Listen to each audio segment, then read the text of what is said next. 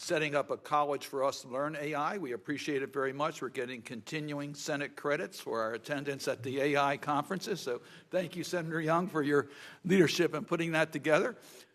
This is, this is just another opportunity for the role that the Foreign Relations Committee will play in regards to what is our appropriate policies as it relates to AI. The AI revolution is going to change economics, it's going to change societies, it's going to change the entire world. That means it's also going to change the way we do diplomacy. Today's advanced AI models are 5 billion times more powerful than just a decade ago. That's 5 billion times. The kind of technology growth is unlike anything humans have ever invented. And we are still just at the early stages of AI revolution. It has the potential to usher in unpredictable, complicated challenges, like empowering digital authoritarianism, or spreading bias and disinformation, or locking us into a spiraling AI race against our adversaries. At the same time, the AI revolution will bring about positive possibilities unseen in human history, predicting the outbreak of war, improving harvests to solve food security, curing deadly diseases, unlocking green energy. So I want to thank our witnesses for appearing before us today. I know you and your team face challenges. Preparing the world to responsibly harness and deploy AI will be difficult. Preparing the Department of State for the future won't be easy either. I want to thank you for the accomplishments you have advanced so far and for the heroic efforts that you're engaging in. Your dedication and commitment in serving our nation is appreciated. Your teams include some of the sharpest minds in our government. That is why I want to challenge you to do even more. Thus far, much of the discussions around AI is centered around the military and private sector. But making money or making war is too narrow of an approach for the AI revolution. We need to proceed with an AI agenda that is wrapped in American values. That is why I think the State Department is not only crucial to this effort, the State Department must be a leader in global AI governance efforts. The State Department has valuable data. That data has not always been well organized or used to its fullest potential. This includes real-time information from embassies and diplomats stationed around the world. It includes the UN voting records. It includes environmental and economic trends. This is highly valuable information. We know how much we are trying to gather information today and how valuable that is for the private sector. State needs to unlock the insights from this novel data, and you have the workforce to do just that.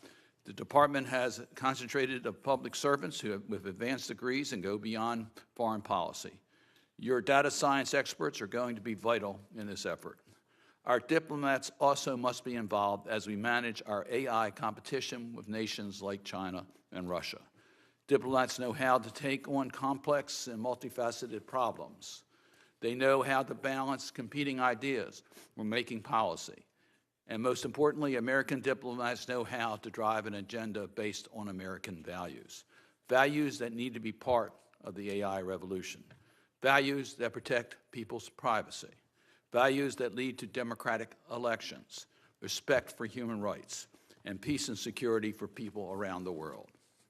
If we're going to lead on global AI governance, if we're going to avoid dangerous AI arms race, if we're going to harness AI to improve the lives of people on this planet, the State Department must be in the lead. It cannot be left to generals without diplomats. I believe Congress and this committee in particular must play a central role in guiding America's AI efforts. I hope you will share your thoughts on how you think Congress can accomplish that. Now, recognize our distinguished ranking member, Senator Risch. Well, thank you very much, Mr. Chairman. The ongoing wars in Europe and the Middle East are reminders of the threats and instability that define the era of strategic competition in which we live. Amidst the images of chaos and destruction splashed across the headlines, yet another competition is arising. New advances in AI will transform the way we live, do business, and interact with the world. These advances also have significant implications for our foreign policy and, importantly, national security. The United States and our allies must lead the world in developing the transformational technologies and the standards that govern them. That will shape the future. If harnessed appropriately, AI-driven algorithms can provide the State Department with real-time data and insights. This includes everything from how effective policies are in different parts of the world to which IT vulnerabilities are most likely to be exploited by an adversary, to which overseas staffing models are most efficient and effective in meeting the department's needs.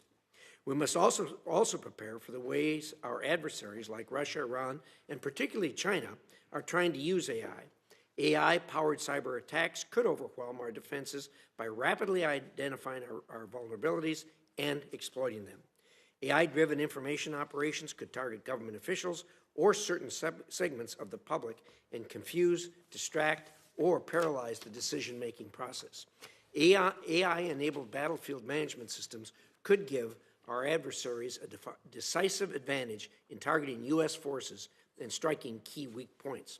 Since AI and machine learning rely on accurate data to work correctly, our adversaries could also deliberately manipulate or corrupt publicly available databases to ensure predictive models or analytics used by the U.S. government don't work properly during a crisis. To respond to both the opportunities and the threats posed by new AI-driven technologies, the State Department should focus on two areas, and I hope our witnesses will be able to talk more about those today. First, we need to work with our allies to set the standards that will govern how AI is used around the world. We need to collaborate on research in key areas and identify the specific national security sensitive technologies that adversaries like China will try to steal or copy, and thereafter develop tougher standards to answer, tougher safeguards to answer those issues. Ambassador Fick, Congress established the Bureau of Cyberspace and Digital Policy, which you lead, in part to spearhead this type of engagement with allies. I look forward to hearing more from you about the work you're doing in this area. I would also like to hear your insights into how AI could transform the cyber threat landscape and what you're doing about that. Second, we need a workforce that not only understands how data and AI and machine learning work, but also how to integrate these tools into their daily work. I'm pleased to see the department begin to pursue a data-driven approach to diplomacy because it has the potential to improve our foreign policy. Using all the information available to make national security decisions is a crucial part in getting to the right answer. Data-driven diplomacy also helps counteract groupthink within the department, which limits options and stifles critical thinking. But data-driven diplomacy can't just be a talking point. The department has to truly commit to integrating data into the policymaking process and changing course, if necessary, when it receives objective feedback that a policy or procedure simply isn't working. The State Department's Center for Data Analytics was established to better integrate data analysis and expertise into foreign policy decision-making and to develop a workforce that possesses the skills needed to take advantage of these technologies. Dr. Graviss, I look forward to hearing more about the progress the Center for Analytics has made in expanding data access and utilization throughout the department. Any insights you have into challenges and obstacles that remain would be greatly appreciated. Thank you, Mr. Chairman. Thank you, Senator Risch. Which is, most of the cases, our opening statements are very comparable and very similar. So thank you very much for your leadership here, and I look forward to working with you. You're not suggesting we plagiarize. No, I'm suggesting we might want to combine some of our staff and save some. No, I'm just. But it's always interesting to hear the opening statement from my colleague. We have two very distinguished witnesses today, Ambassador Fick and Dr. Graviss. I'm going to introduce both of you. Your full statements will be made part of our record. We would ask that you proceed in about 5 minutes so we have time for the members to ask questions and to have a discussion. So first, let me introduce Ambassador Fick, who currently leads the State Department's Bureau of Cyberspace and Digital Policy as the inaugural ambassador at large.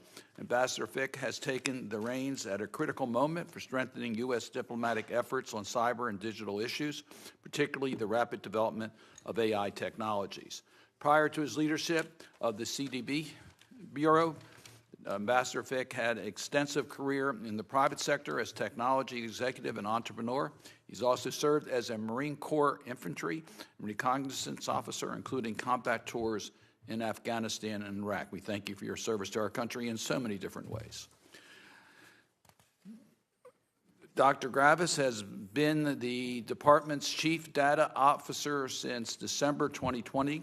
He is recently selected to serve as the department's inaugural chief artificial intelligence officer in a dual-hatted capacity. This also comes at a critical moment as the executive branch agencies react to the development and deployment of artificial intelligence and other data analytical tools. Prior to his leadership of the department's Center for Analytics, Dr. Graviss spent 13 years in leadership positions at the Department of Homeland Security, as well as his time in the private sector. He holds a master's degree in mechanical engineering from Texas A&M University and a doctorate in systems engineering from George Washington University. We'll start with Ambassador Fick. Good morning, Chairman Cardin, Ranking Member Risch, distinguished members of the committee. On behalf of the Department of State, thank you for the opportunity to speak here today. And more broadly, thank you for your support over the 14 months I've been in this new role. I'm pleased to provide you today with an update on our work in the service of the United States international technology policy priorities, and will speak specifically to our efforts to strengthen U.S. global leadership to unlock the potentials of AI while also addressing its challenges. At the State Department, I oversee the organizations that lead and coordinate the department's work on cyberspace, digital policy, and emerging technologies, and there are two of them: the Bureau of Cyberspace and Digital Policy, known as CDP, and also the Office of the Special Envoy for Critical and Emerging Tech, STEC for short. Building on years of bipartisan work, Secretary of State Blinken established these organizations in partnership with Congress as part of a comprehensive effort to modernize American diplomacy and make technology central to U.S. foreign policy. He gave us a very clear mission: to shape the terms of the technology future and to extend America's industrial and innovation strategy into the international realm. Together, CDP and STEC, with our interagency partners, work to advance U.S. global leadership on topics such as trusted technologies in digital infrastructure, advanced wireless networks, quantum computing, biotechnology and synthetic biology, cloud services and data centers, undersea communications cables, satellite communications, and, yes, AI. We also work to build partner cybersecurity capacity, to strengthen international technical standards, to advance global cyber stability and counter adversaries in cyberspace. And finally, we use technology to promote and protect human rights. An important distinction between my work and the work of my colleague appearing with me today, Dr. Graviss, is that my team focuses on leading U.S. diplomacy on technology topics with external international audiences, while Dr. Graviss's work is focused on AI deployment within the department.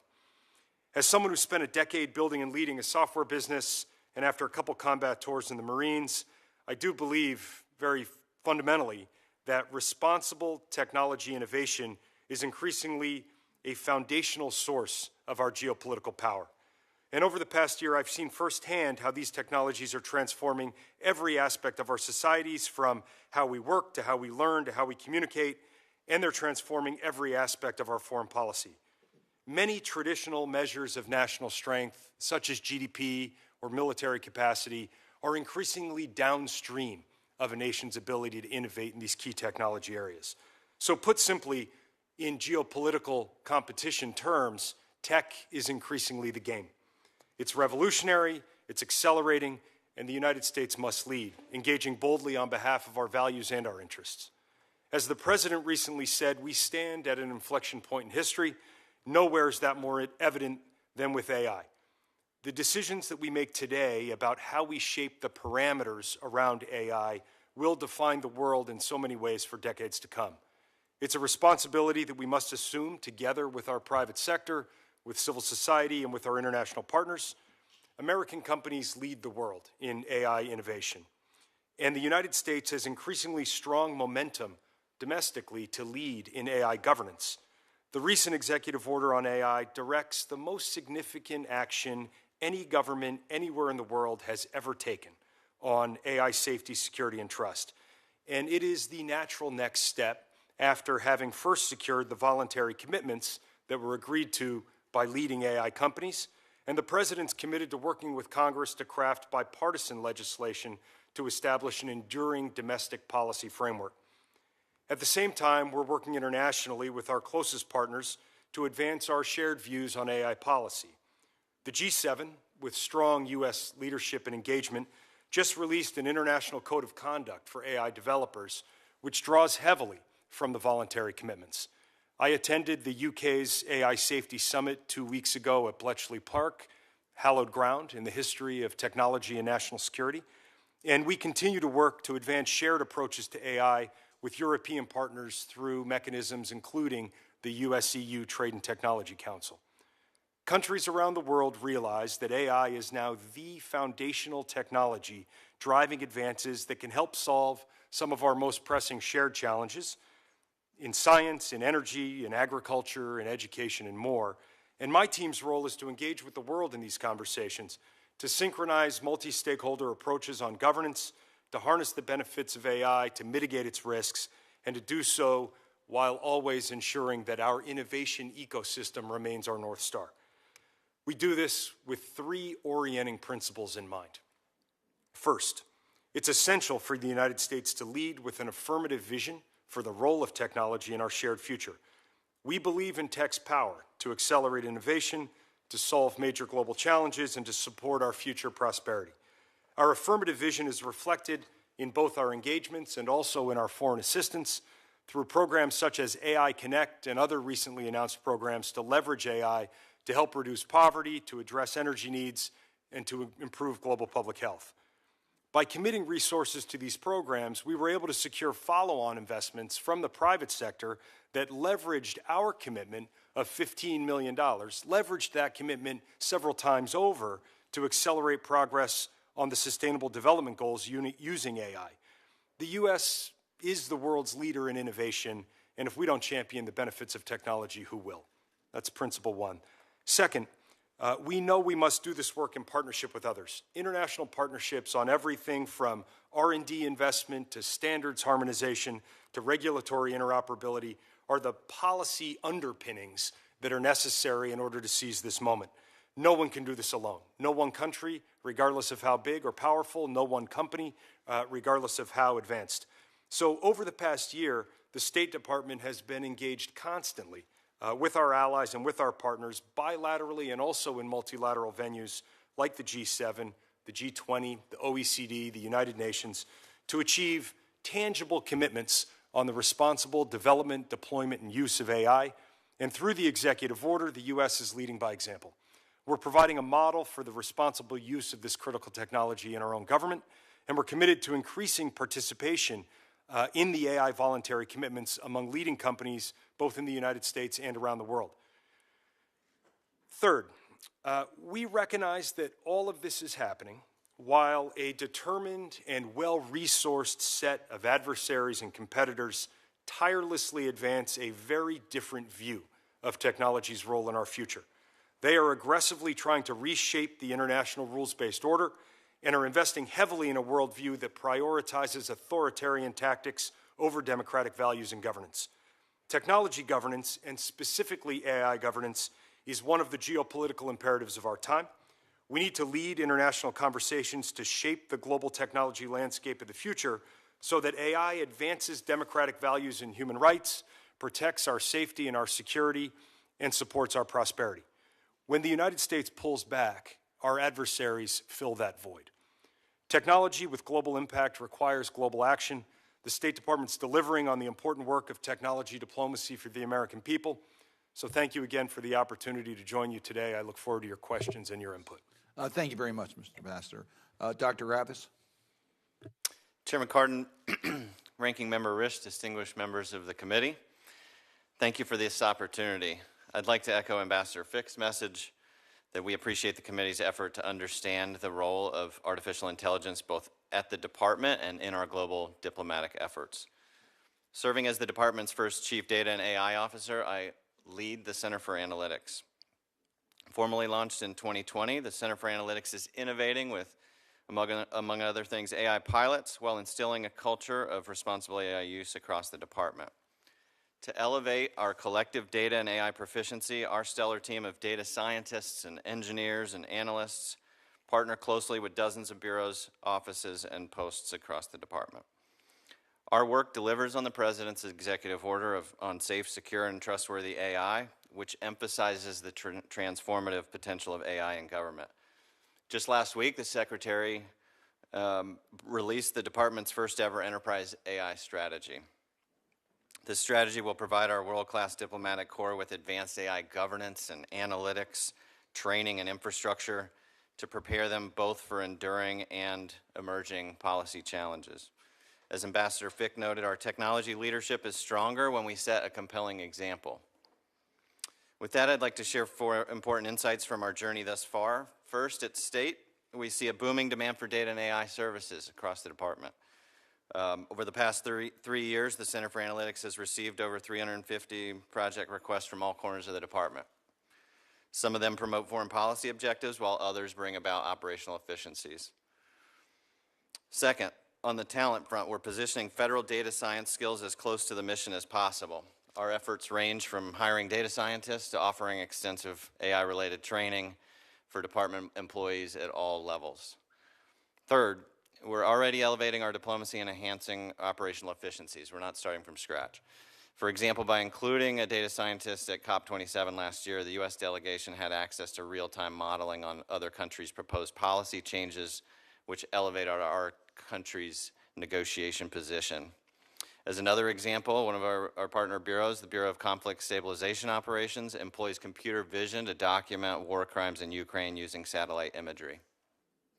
In another area, the Bureau of International Organization Affairs employs AI to better strategize our approach within the United Nations, both on elections and votes, resolutions. These examples show how data and AI augment our diplomatic capabilities. We also use AI as a force multiplier to increase operational efficiencies. An example is the statutorily required declassification process. Traditionally a resource-intensive manual task, the declassification process is now accelerated by machine learning, achieving over 97% accuracy and reducing human effort by 60%. And last but not least, our AI advancements must rest on a firm foundation of sound and responsible policy and governance. To achieve this, we formulated the department's first AI policy, updated our AI use case inventory, and launched an AI toolkit. We've also appointed a responsible AI official and initiated an AI steering committee to focus on upholding AI principles and federal guidance. As AI continues to evolve, our commitment to responsible AI use remains unwavering. As we promote a vision of responsible AI globally, the department must and will lead by example.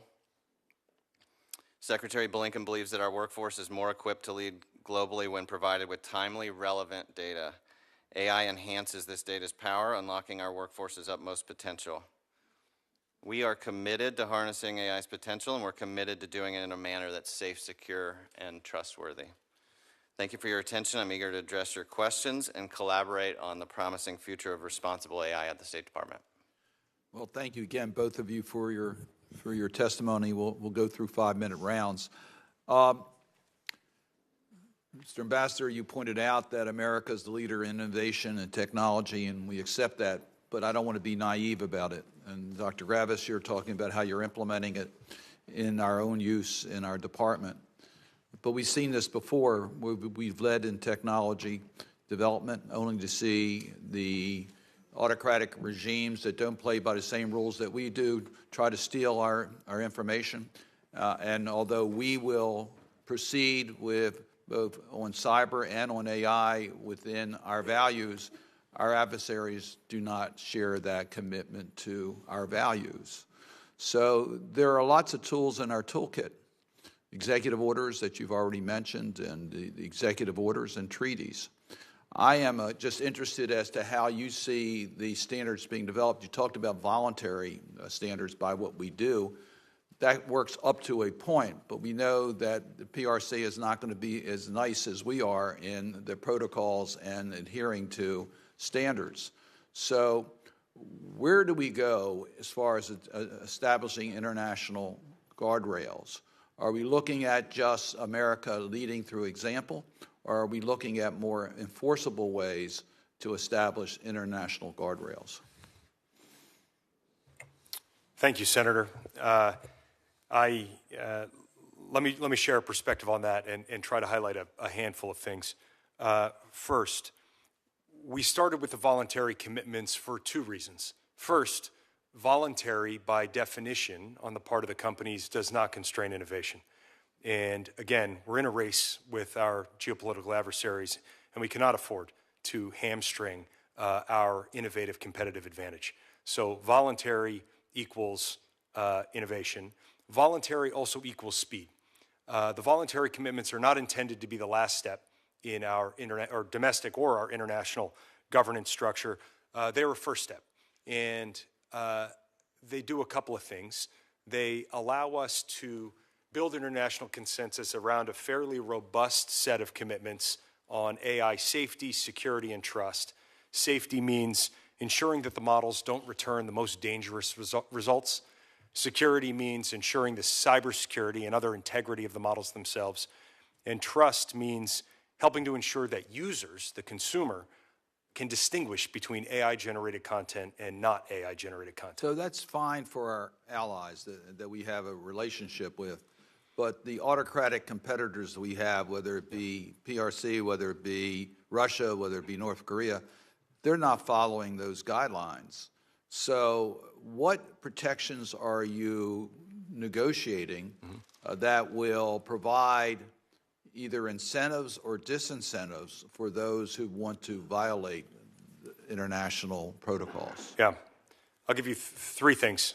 First, when you're running a race, sometimes it's important to simply run faster than your competitor. So that's our innovation prioritization. So speed is one answer to your question. A second is trying to constrain adversaries who have a wildly different view of the role of technology in our future via mechanisms like export controls on our most advanced semiconductors. That is a small yard, high fence approach in order to help keep the most capable enabling technology of AI out of the hands of our adversaries. And then third is a robust global engagement to shape the norms of responsible state behavior in these critical technology areas so that our adversaries can either abide by those norms or put themselves and their behavior outside the norms. We're under no naive illusion that our adversaries are going to comply with our norms. But building a broad coalition, setting the normative example, at least puts our adversaries outside that framework. So then we have the legitimacy and the moral authority to call them out on it. I just point out we've gone through a series of congressional actions encouraging administrations, sometimes requiring administrations, to take affirmative action against bad players internationally. We call them sanctions, we call them other issues. That's pretty direct when we're dealing with specific actions that are being taken, kinetic actions. It may not be as easy to determine with the use of AI tools, but if an adversary is not identifying the source or using it for disinformation that undermines America's national security, we're going to have more direction on how we can assist, or we may have to try to do that on our own. So any help that you can give us as to how America can not only lead in the race, we want to be first in the race, but to prevent adversaries from taking us in the wrong direction or stealing our information. With that, let me turn it over to Senator Risch. Thank you, Mr. Chairman. I'm going to follow along the same lines that the chairman did, and that is that, if you think back, probably some decades ago, some congressional committee was holding a hearing just like this, saying, what are we going to do about this new thing called the internets, as George Bush called them? How are we going to police it? How are we going to be, because it has tremendous possibility, but there's evilness that can arise from the use of it, et cetera. And frankly, after listening to you, I suspect probably we're in no different position here, and that is, whenever you talk about voluntary, anybody here think that China or Russia are going to voluntarily comply with any international norms when they think it's in their best interest to do otherwise? I mean, you got a country like Russia that can't even obey the simplest mandate of the United Nations not to abuse one of your neighbors. China, you look at them as to what they do with international norms, or as we call them, on technology and patent and protection of those kinds of things. I mean, it's just stunning that they have no boundaries. It's just the Wild West out there, and so I guess Ambassador and Dr. Graviss, if you'd comment for a minute on are we right that we're probably barking up the wrong tree if we talk in these esoteric terms about voluntariness and goodness and kindness? Are we in the same place with this as as we have found ourselves with the internet? Why don't you start? If you'd start, Ambassador. Thanks, Senator. And just one point of clarification. The voluntary commitments are voluntary on the part of the companies. So these are the leading AI developers in the world subscribing to these commitments and committing their companies to the responsible development of AI. I'm assuming that you're going to want that to flow over to we want international sovereigns. We want businesses around the world to support the commitments, and then we want the commitments to become the basis of codes and frameworks for governments. And please understand, we're not naive about whether our adversaries will voluntarily comply. I think we need to confront an uncomfortable reality in the software era, which is that controlling access to these technologies is somewhere between very difficult and impossible. If an isolated and impoverished North Korea under strong sanction could develop nuclear weapons, I would suggest that the development of sophisticated software capability is a lot easier than that. Good point. And so, unfortunately, I do come back to our greatest source of strength being maintaining our innovative advantage, running faster, stewarding our competitive innovation ecosystem, putting export controls and other sanctions in place on adversaries where we think it can be effective, and trying to shape the global normative framework governing these technologies. I appreciate that. Thank you. Dr. Graviss, maybe you could take a crack at what the AI police are going to look like. I can speak to what we're doing within the State Department. That's my remit, is focusing on internal, so I'll stick with that. Fair disclaimer. Just to point out, we have the ability to set policy, and we have the ability to set policy quickly within the department, and that's the first element. And so we've already established an AI policy. We've brought on board a responsible AI official whose job is to be laser focused on the ethical and responsible use of AI. She has brought on a test and evaluation team, a red teamer.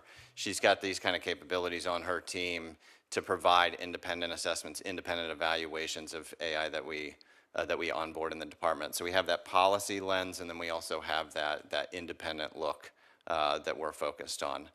And we balance that with the opportunities. There's a lot of repetitive work that is done all over the world by our diplomats, and so we have to move swiftly, and we have to move smartly. Well, thank you. I guess it's going to be interesting to see how this develops, because I suspect that when the internet started, probably people were a lot more optimistic that there was going to be compliance, and you wouldn't have sovereigns actually and intentionally interfering with other people's elections as they do today. It'll be interesting to see how this develops, and unfortunately, like I said, where you can't get countries to behave themselves in public, how are you going to get them to behave themselves in a laboratory with the door closed and locked and nobody looking? So it'll be interesting to see how that develops, and I have no doubt that you'll follow it closely. Thank you, Mr. Chairman. Thank you, Senator Risch. Let me just caution, we'll be patient to wait for your recommendations as to how we can protect those that are not following guardrails. But the next person I'm going to call on, if it wasn't for his action in regards to Iran, we may still be waiting for some executive actions. Senator Menendez. Well, thank you, Mr. Chairman. President Biden and Chinese President Xi Jinping are set to meet today during the APEC summit to discuss a number of issues, including the role of artificial intelligence in nuclear weapons. when I think about this topic, I worry that some country would give the decision as to whether or not to launch a nuclear weapon to artificial intelligence, thinking that it may be the most astute way to make a calculus. But for me, that would be alarming. There have been press reports that the United States and the PRC will pledge to limit the use of AI in nuclear weapons systems. Ambassador Fisk, can you share with us why an agreement on these issues with a country like China is significant? Is this a model that the administration plans to expand to other willing countries? Thank you, Senator. I am serving at the State Department in part because of my formative experience in the Marines in my 20s, which left me with a conviction that diplomacy is and must always be the nation's tool of first resort. And so I welcome the conversation between Presidents Biden and Xi. I welcome communication between us and all countries at all times. That does not mean we agree. It does not equal collaboration, but the communication in and of itself is valuable and is better than the alternative. With respect to the military uses of AI, I would point to the political declaration for the responsible use of AI, a military-focused framework of principles that rights-respecting countries have subscribed to. It's a good example of the kinds of behaviors that we want to become the global norm. Again, we are under no illusion that our adversaries will abide by those norms in every case. But I think that the channel of communication in itself is valuable. I have no doubt about the communications. I agree with you totally. I've been advocating for that so that we have lines of communication, particularly for non-conflict issues in China. But my question is really going to, do we want to extend an understanding, an agreement as to how or whether or not even AI should be used at all, particularly in terms of nuclear launches, as well as how do we ensure, because China's growing their nuclear capabilities dramatically, how do we ensure that even if a country signs on to that, have we thought about the enforcement mechanisms of that? I think one of the foundational principles of the political declaration is a belief that when we're talking about lethal systems of any kind, there needs to be a human in the loop. We can't have fully machine-enabled or AI-enabled lethal systems. And your question about the inspection mechanism and the enforcement mechanism is, of course, exactly the right one. I would have to refer to colleagues elsewhere in the department who have that piece within their remit. All right. China has introduced some of the earliest and most detailed regulations governing artificial intelligence over the last 2 years. Our own allies, including the European Union, have also begun cooperating on developing regimes to govern the proliferation of AI. And while I applaud these engagements on global AI governance, more must be done in this area of strategic competition if we are to keep up with China's efforts to regulate AI and provide an alternate vision for AI that embraces human rights, privacy, and other values we hold so dear. What are some of the troubling implications if America and our allies fail to develop a consensus around regulating AI and we allow China to pioneer the rules of AI globally? I would make 2 points there in response to your question, Senator. First, our foreign policy in any area will rarely be any stronger than our domestic policy in that area. American foreign policy, I think the foreign policy in any transparent democratic society is a reflection of what we do at home. And so we do need to get our own house in order with respect to the regulation and governance of these emerging technologies so that we are presenting on the world stage a responsible framework for governance that has legitimacy and moral authority.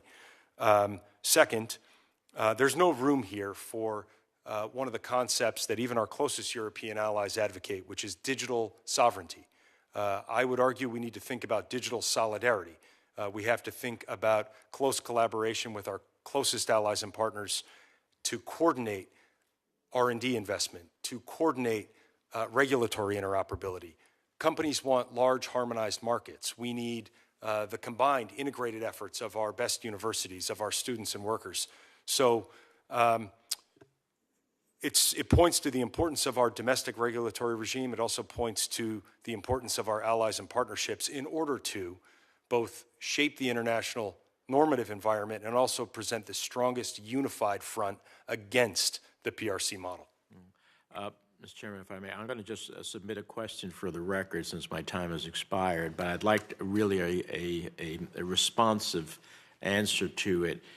This is the 10th anniversary of the Rana Plaza factory collapse in Bangladesh, took the lives of over 1,000 workers. In this AI industry, workers are being exploited, paid as little as $1 an hour, going through the repetitive process of trying to determine what's a smile, what's a frown, to inform the algorithms.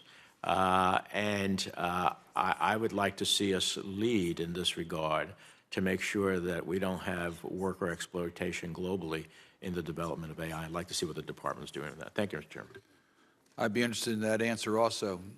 As I mentioned, we need to lead by our values. Senator Ricketts. Thank you, Mr. Chairman, and thank you to our witnesses here today. Ambassador Fick, I want to build on what Senator Menendez was talking about with regard to the EU specifically. Obviously, we've talked about the different sorts of regimes, regulatory regimes, that different countries around the world are trying to establish. We talked about the PRC. We've talked about what we've done with regard to the executive order and the voluntary guidelines you talked about. And then, of course, we've got the European Union, where they have been working on their own legislation. They proposed the AI Act a couple of years ago, and it involves a risk-based approach. But as you know, the European Union will often come up with these standards, and then companies will really adopt those for their worldwide products to try and standardize their products and make it easier to have access both to the market in Europe and around the world. But if you have if I understand the legislation is coming to its final phases, they haven't figured out the generative AI part of it. But assuming that gets passed, companies will be forced to make the decision of either complying with the EU does or creating completely different algorithms that don't access the EU data, and then having to deal with the difficulties of that as well. So my question really gets to, if we've got these EU regulatory constraints, you talked about cooperating with our allies, but they're moving forward on this legislation. I think you've been critical of this legislation. What effect, if the EU passes their AI Act, will that have on the United States and our other allies? And is this going to potentially put a damper on that innovation you've talked about that's so important among U.S. companies? Thank you, Senator. Yes, we've been in regular dialogue with our EU counterparts, both member states and the European Commission, on the substance of the AI Act. I would make three points on this. The first is speed. As you pointed out, the act was first drafted before ChatGPT was released a year ago, and so in some sense, it's already been overtaken by events, which points to already obsolete, essentially. A structural challenge with that kind of regulatory approach. It also, as currently drafted, would hinder law enforcement cooperation between the United States and the EU. Things like the use of facial recognition technology at borders or by law enforcement. And third, we hear repeatedly from companies and innovators, not only in the United States, but also in Europe, that it is not adequately protective of intellectual property. It would deter entrepreneurs from building AI businesses in Europe. And back to this point on digital solidarity, the future that we think positions us most strongly for competition with our adversaries is one where we have globe-spanning technology businesses being built not only in the United States, but also in our closest and rights-respecting allies and partners in Europe and in Asia.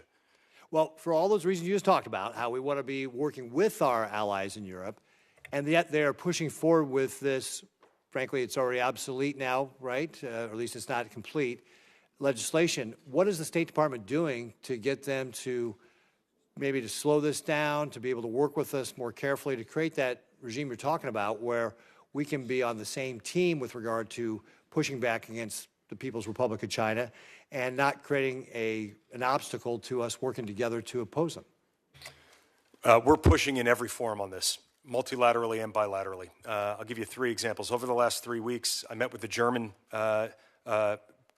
communications minister who has oversight of these policies in Germany when he was here in Washington. It was at Bletchley Park. Most of our EU counterparts were there. And last week I was in France with President Macron himself and the French digital minister, making exactly these cases that the continental Europe, in a lot of ways, regulated itself out of the cloud services era of technology. It's no accident that the 5 largest global cloud services businesses are here in the United States. It would be to our mutual detriment if the EU were to regulate its way out of the AI era of technology innovation. So we're pushing on this in every forum. Okay, and then you just said you were at Bletchley Park. How are the Brits seeing this? What is the UK policy going to be, and where are they going? Are they more leaning toward the European model? Are they leaning more toward our model? Prime Minister Sunak and his government are leaning very strongly toward our model. I think we and our British allies are very close on this. They intend to set themselves up as an AI superpower, in their words, which we view as very much to our benefit as well. Yeah. Great. Thank you very much, Thank you. Ambassador. Mr. Chairman, thanks. Thank you. Senator Shaheen? Thank you both for being here. Ambassador Fick, in your opening statement, and you mentioned an alphabet soup of multilateral organizations that we were looking at, you didn't mention NATO. And while I recognize that NATO is not technically part of the State Department or within the purview of the State Department, certainly what they do is very important. So was there a reason, and what are you looking at with respect to NATO? Senator Shaheen, I joke with my wife sometimes that we should get an apartment in Brussels because I'm at NATO so much, especially in the context of the war in Ukraine in the past year. Our ambassador to NATO, Julie Smith, is a dear friend, and we collaborate very closely on these topics. I think that NATO is a terrific example of what Secretary Blinken talks about as variable geometry, and making sure that our most important alliances historically are fit for purpose in the technology age. And so a really key element of our diplomacy with NATO and in Europe has been ensuring that the alliance is equipped on all of these technology topics. Cybersecurity. At the Vilnius Summit in July, we saw a robust set of deliverables on the virtual cyber incident support capability, the revitalization of the NATO Cyber Defense Pledge. We've been working with allies across the alliance to ensure that their own architecture and infrastructure is secure and trusted so that we can share information and intelligence freely across the alliance. So that was not an error of commission in not mentioning NATO in my opening comments. I think in technology, the NATO alliance is one of our leading partners globally on all of these topics. Good, thank you. As everybody has talked about so far, AI has tremendous potential in so many areas, but it can also perpetuate existing biases and inequities. So how does the department look at how we ensure that those inequities aren't part of whatever is done through AI, particularly with respect to gender, with respect to the whole range of ethnic, racial differences that we want to respect?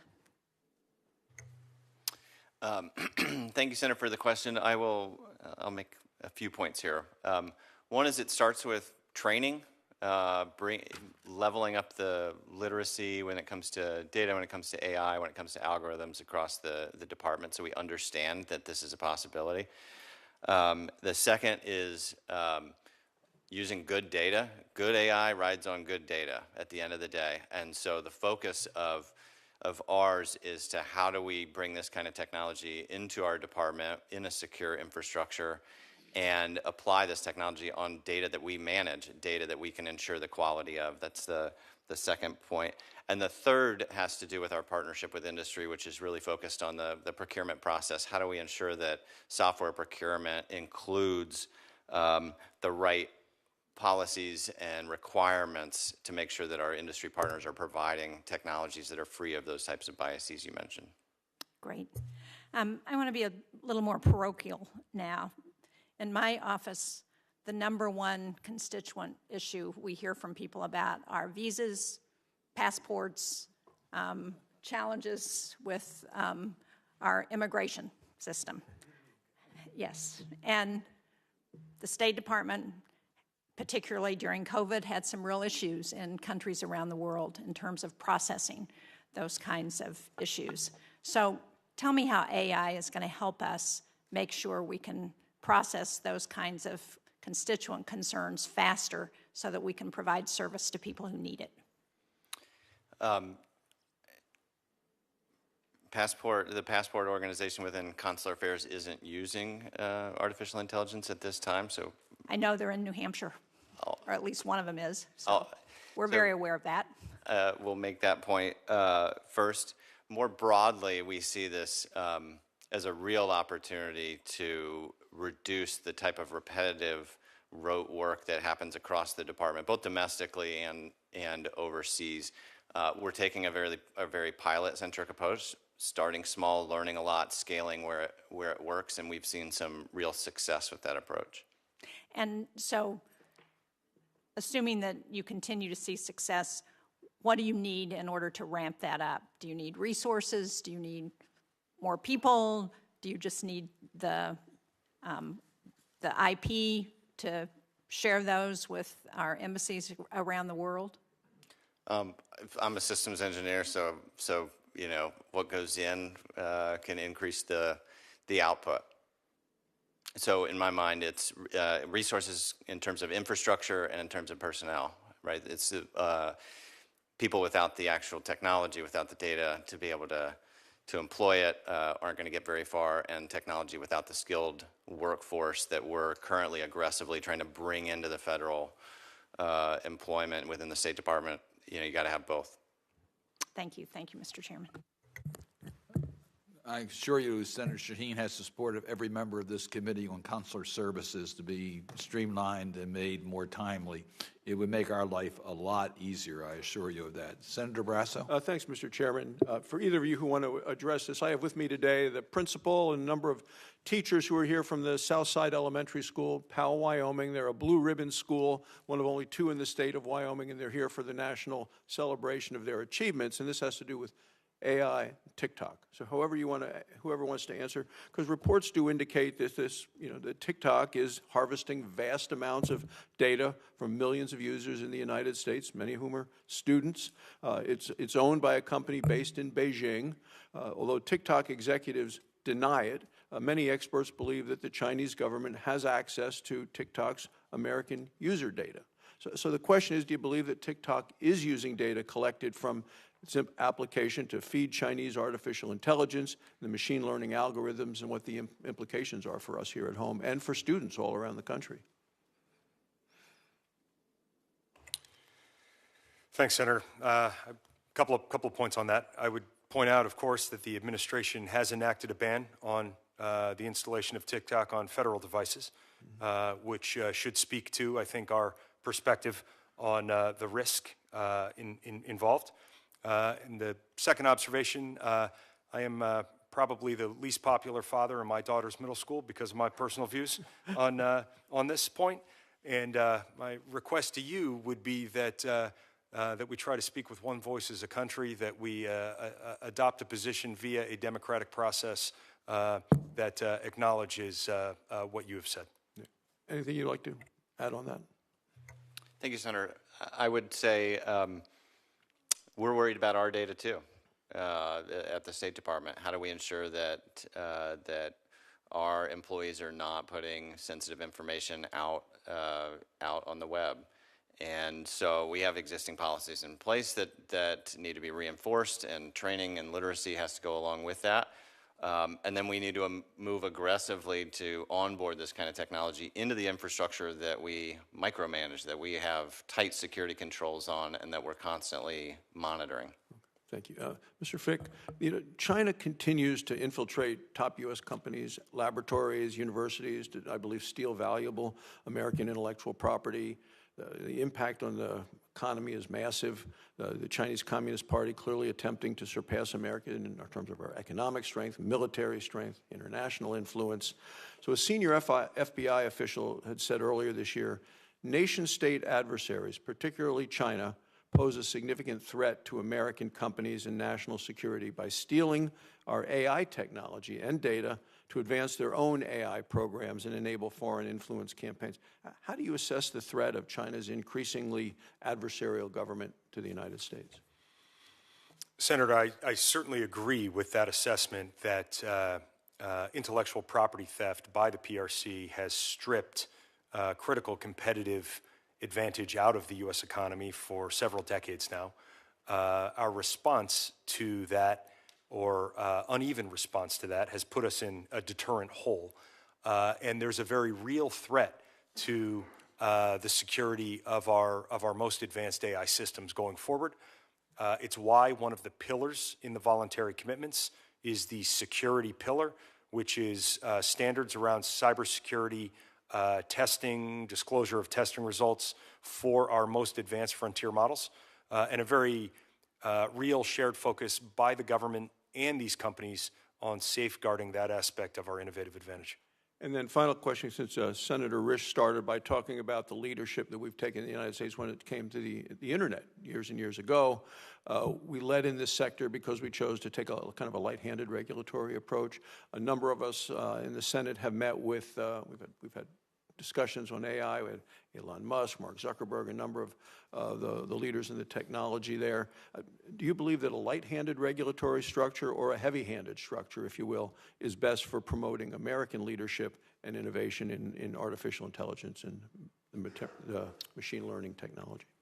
Senator, I've been in this job for a year, but I spent a dozen years before that building a software business and investing in software businesses, and I believe very strongly in the power of our innovation economy as our greatest source of national strength. I said in my opening statement that many traditional measures of strength, like GDP and military capacity, are increasingly downstream of our ability to innovate in these technologies. So I do think there's a role for appropriate regulation of such powerful tech, and I think our North Star must be maintaining the health of that innovation economy. Thank you, Mr. Chairman. Senator Barrasso, thank you for bringing the students here today. I think the students should know that Senator Barrasso is one of our leaders in the United States Senate, but his role here on the Senate Foreign Relations Committee is invaluable. He's a great member of our committees. And as Dr. Graviss has said, there's a career at the State Department in AI, so applications will be given out shortly. So thank you for being here. We appreciate it very much. Senator Van Hollen. Thank you, Mr. Chairman. Thank both of you for your testimony and for your service. And I know we've covered a lot of ground today, including some of the questions that I was going to ask. So I just wanted to affirm a couple of principles, Ambassador Fick, that I know you've outlined, not just this morning, but earlier, which is in order that part of our overall digital and data strategy has to be to promote American innovation, support American values, including promoting human rights. Would you agree? Yes. And you would agree, I think, that authoritarian regimes fear the open flow of information and data and try to put up walls and barriers against it, right? I agree. And would you agree that one of the mechanisms they use to do it is to try to promote data localization requirements around the world so that those governments can sometimes spy on their people and look for dissenters? We see an increasing balkanization of the free and open internet. So here's my question, because we have a unified executive branch. Were you consulted when the USTR decided to back away from the e-commerce principles at the WTO? Were you consulted as part of that decision? I read about the decision in the press, Senator. And I know what your earlier testimony, one of the things that struck me when you were up for your nomination was that you were a straight shooter. Would you agree that that decision undermines the principles you and I just discussed about an open internet and not allowing authoritarian regimes to more easily spy and crack down on dissent? We advocate in every forum for the benefits of an internet that is free and open and interoperable and reliable and secure, and that includes the free flow of data. I appreciate that, and I understand that you're here not just as a State Department representative, but part of an administration. But I appreciate that answer, because I can tell you that, in my view, that what the USTR did and at the WTO was totally undermine the principles that we just talked about. Free flow of information, stepping back from our resistance to data localization, which empowers authoritarian regimes, as well as our efforts to prevent forced tech transfer. Those were all principles that we had advocated for. And it's my belief that when we back away from that, we lose our credibility around the world, not just on these issues, but on the issues that you two gentlemen have to work on every day. Mr. Chairman, I'd just like to submit for the record a letter that a group of us wrote to President Biden on this issue. Without objection. Thank you. So on the issue of AI, of course, one of the big issues is, and I think it's been discussed a little bit already this morning, the issue of international standard setting committees. And there are many, but there are a number of key ones. How would you evaluate the current U.S. Presence, participation, influence in those committees? And that's start with Ambassador Fick and then hear from Dr. Graviss. May I just ask for clarification on which committees, Senator? Which Well, organizations? there's the International Standard Setting Committee being one of them. There's one on electrical standards. So those are... Okay, yes, I understand. Yeah. Standards harmonization is one of the foundational pieces of building an innovation ecosystem across national boundaries that can bring to bear shared R&D, shared innovation, more than the companies of any one business. So we are strongly engaged in those international standard setting bodies to help ensure that the standards are aligned with our values that promote shared prosperity, and that they, looking ahead now to the AI era, that we adopt a similarly legitimate, broadly consensus-based approach to harmonizing standards. I appreciate that. I think the major ones for the purposes of AI, I think, are ISO, the IEC, and the ITU, but there may be others. And I think, as you know, the PRC and others have been very actively engaged in trying to increase their presence and participation. It's been one of America's strength that we've led that effort, and I know you both are committed to doing that. I don't know, Dr. Graviss, if you have anything to add to that question. Sure, happy to. A couple of things, Senator. First is within the federal government starts with the National Institute of Standards and Technologies. That's the who is setting the guardrails around what standards are expected to be followed across the federal government. Also on the cyber security side, Cyber Infrastructure Security Agency within DHS. At the State Department, as I just said, AI rides on good data. We've been doing data standards for the last several years. It's not the flashiest part of the work, but it's necessary, and I think it's great that you're talking about that. Also, I'll point out that the International Organizational Affairs Bureau, IO Bureau within the State Department, has their own chief data officer. It's part of a program that we've been leading to place data leaders in each bureau. And she's focused on analytics related to elections, to try to get Americans in the right committees who are setting these kind of standards, and that's really important too. So it's a great example of how we apply technology, how do we apply AI in the department to impact on a global stage diplomatically. Thank you. Thank you, Mr. Chairman. I just want to comment briefly in introducing Senator Kaine. Make it clear, Mr. Ambassador, we strongly support diplomacy in dealing with these issues. Our questions are really aimed at seeing how we can make sure you have the resources, the tools, and sometimes the direction you need for diplomacy to be successful. And we're very fortunate on this committee to have our own ambassador to the Department of Defense. Let me explain that. Senator Kaine serves on this committee and the Armed Services Committee, so we have our representative with DOD to promote diplomacy. Senator Kaine. Mr. Chairman, you anticipated my line of questioning, because what I want to talk about is something that's at the intersection of the Foreign Relations Committee jurisdiction and the Armed Services Committee jurisdiction, and that's the AUKUS partnership. So President Biden announced the AUKUS partnership with Australia and the UK a couple years back. It has been fleshed out. Last summer, the administration came to us to ask for enabling legislation to move the partnership forward. They thought it was going to be in the Armed Services Committee, but when I told them, no, all this comes through the Foreign Relations Committee, they said, well, good, you're on both. Can you help out? And Senator Cardin has been key to this as well. The partnership has two pillars. The first pillar is the construction over a period of about 25 years of nuclear subs that would be Australian operated and eventually Australian built to provide additional stability in the Indo-Pacific. And just for my colleagues, I was at a Navy-funded workforce training school in Danville, Virginia on Monday that the Navy has stood up to build out the submarine industrial base. There's 60 students go through in 5 different curriculum areas for an 8-week program, and multiple students in each of the 5 programs were from Australia. So they were not only from all over the United States, but Aussies are already training to be part of the sub-industrial base.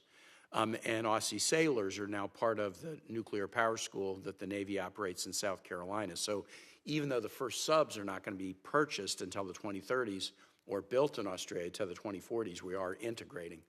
The second piece of AUKUS is Pillar 2, which is innovative technologies, quantum, undersea capabilities, but also AI. And I'd like to ask your own impressions about what we can do together with Australia and the UK in the Pillar 2 space to really maximize and the synergies of us working together on AI capacity that can help us in the defense of the Indo-PACOM.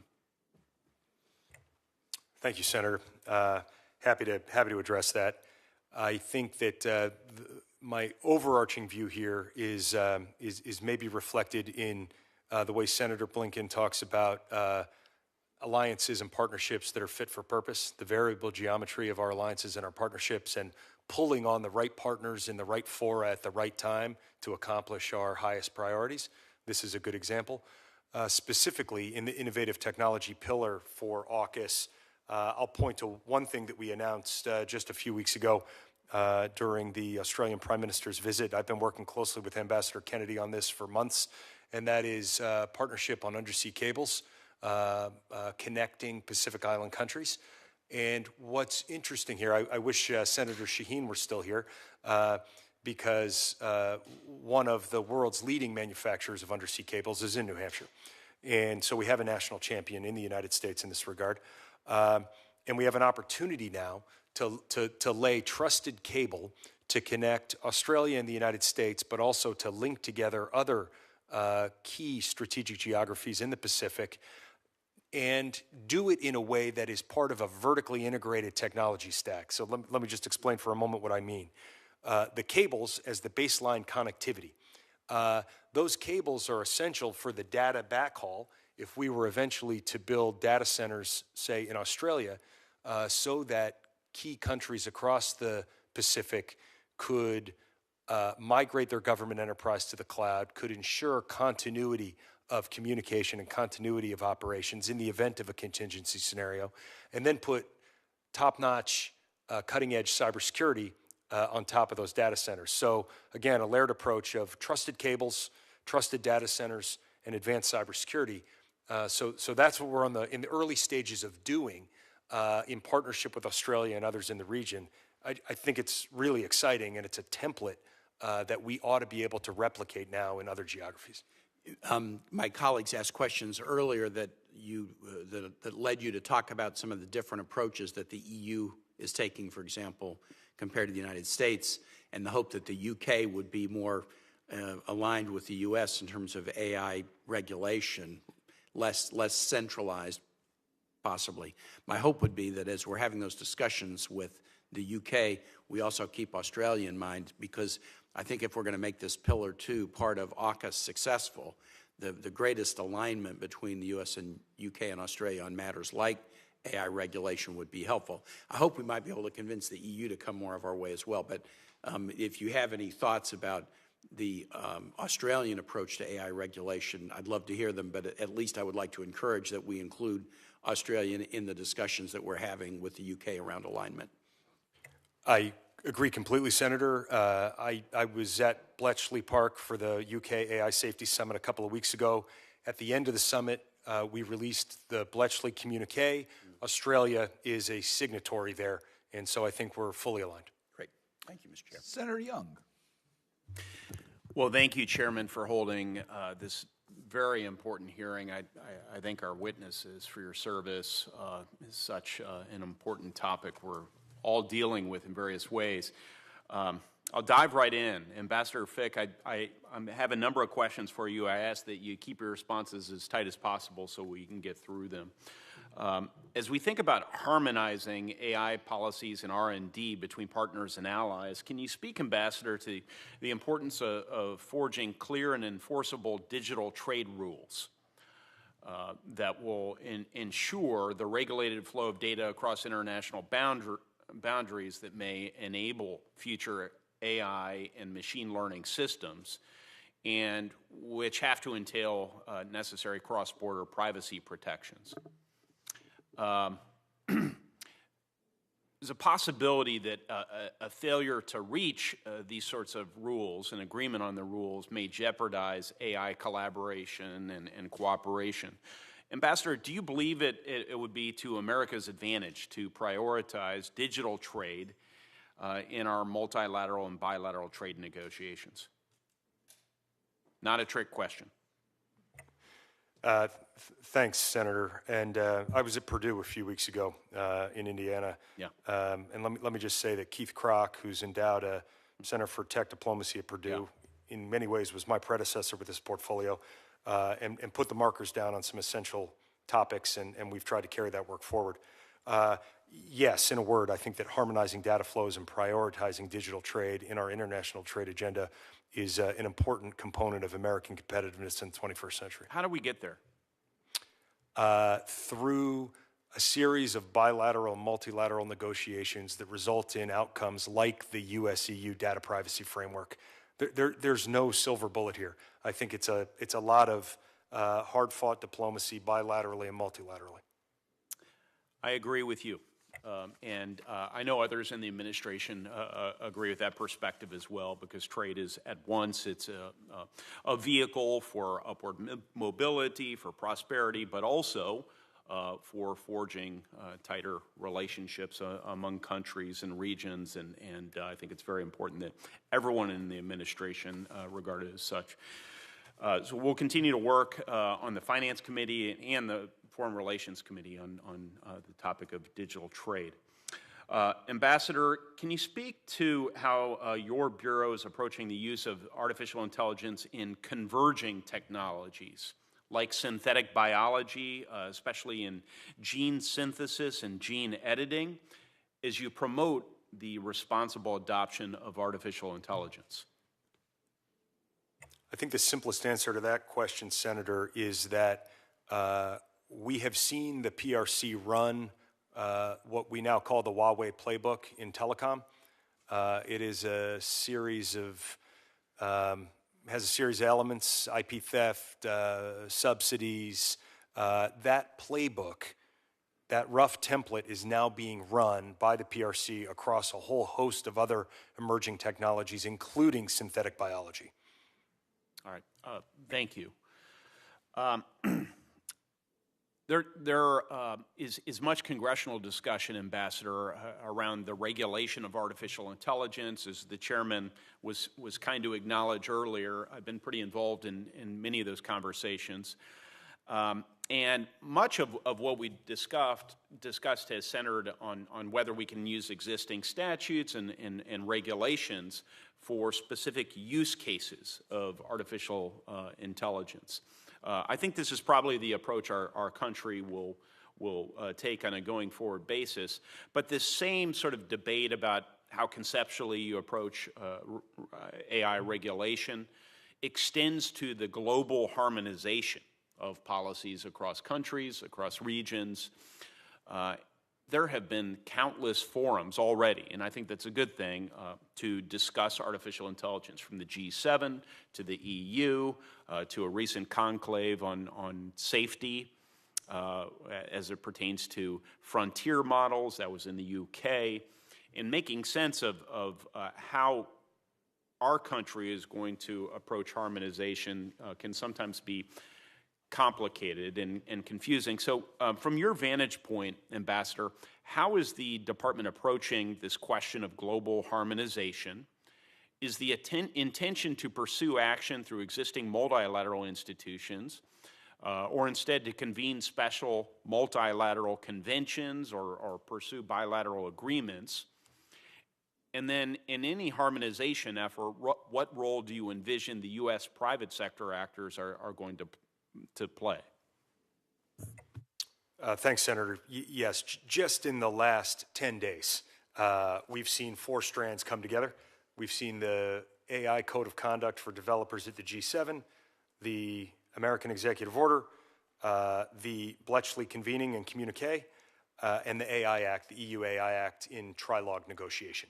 So we have this dynamic policy landscape, and our overarching next step is to try to drive these to convergence in some sort of a comprehensive policy framework that's going to be to the advantage of rights-respecting allies and partners, the U.S., the EU, the Japanese, the Australians, South Koreans, and as inclusive as possible of middle ground states that are willing to subscribe to a rights-respecting use of these technologies. So you haven't settled, just by way of follow-up, you haven't settled on a particular format. You haven't identified who will sit in the individual seats around a table as you try and harmonize different policies. Is that accurate? I'm not asking this critically. Sure. But as an important investigative matter by this committee. I think there are 2 basic approaches we could take. Yeah. One approach would be to form a new group, T12, a T15, a T18, an alliance of techno-democracies, if you will. Okay.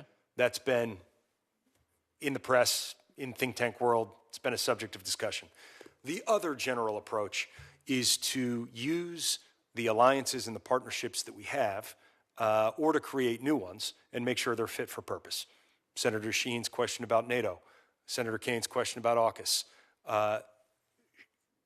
My view, and the view of the department, the view of the secretary, is that we should do the latter, that we should be using organizations that exist. We shouldn't be setting up new secretariats with overhead, creating new sets of meetings for people to attend. We should be using existing organizations. We should be ensuring that they're fit for purpose, and we should be making sure that technology issues and AI governance are threaded through all of them. Okay. I very much hope that you will keep myself and other members of this committee informed of developments as it pertains to